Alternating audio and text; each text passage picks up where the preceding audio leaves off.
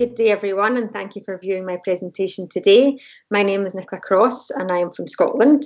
I currently work as a consultant in oral surgery, and today I'm going to present to you a quality improvement study that I carried out whilst working as a specialist at Glasgow Dental Hospital and School.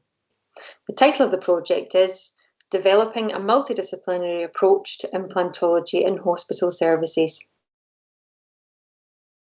There are three learning objectives that I hope to achieve by sharing this presentation with you all. Firstly, to learn about the process of quality improvement and how it can be a very useful tool in improving standards of care for our patients.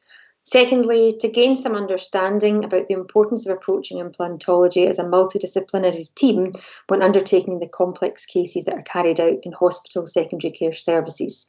And thirdly, I will show you what we created as a result of this project, a single form detailing assessment and treatment planning that can be used amongst all clinicians involved in each patient's implant journey.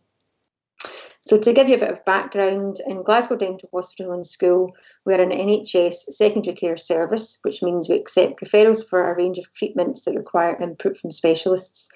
In the case of implantology, we have a specific set of acceptance criteria.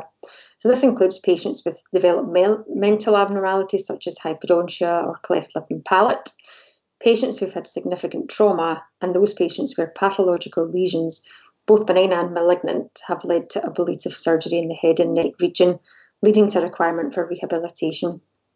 These patients often present with a number of complicating factors, such as significant hard and soft tissue defects, altered anatomy, and potentially confounding medical issues.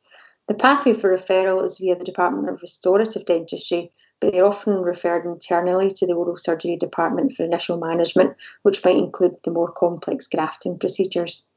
It was identified that for those cases requiring multidisciplinary input,